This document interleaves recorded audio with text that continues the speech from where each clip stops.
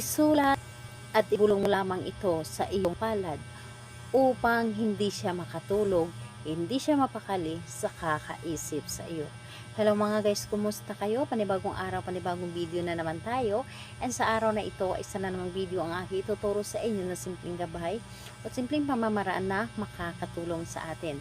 At bago ang lahat, gusto ko lang mag-disclaimer sa mga taong hindi naniniwala at hindi gusto ang mga kagaya nitong video.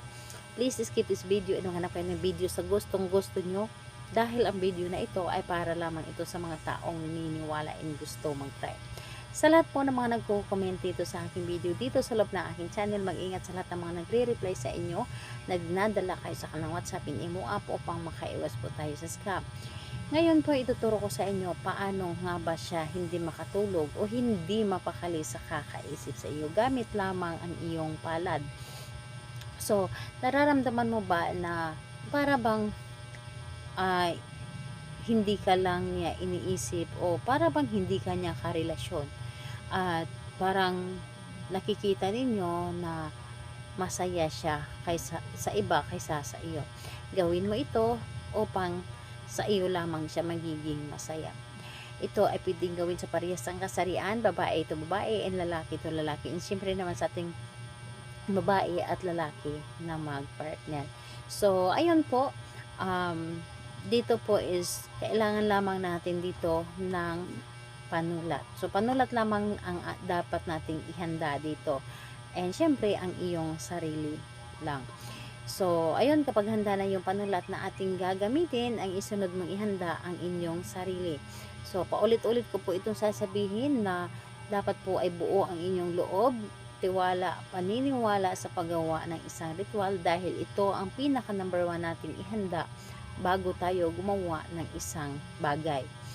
So, or sa lahat na ating gagawin, dapat sarili po talaga natin ang dapat nating ihanda.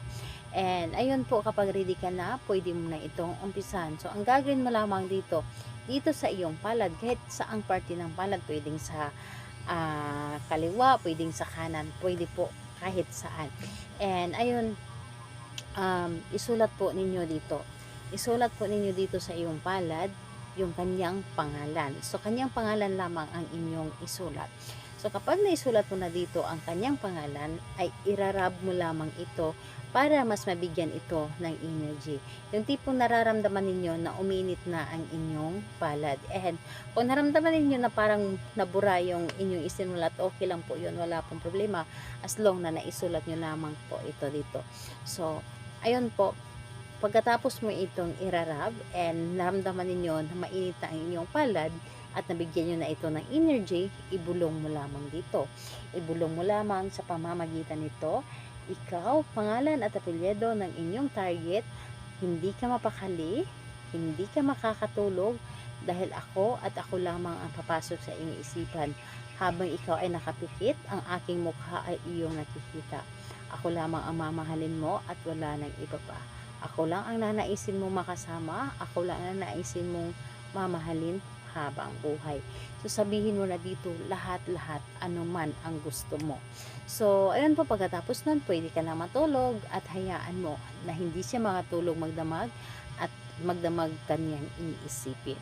So, gawin ito sa kahit anong araw at oras, pwedeng-pwede po. So, ayun po, salamat po sa inyo. Bye-bye everyone. God bless us all.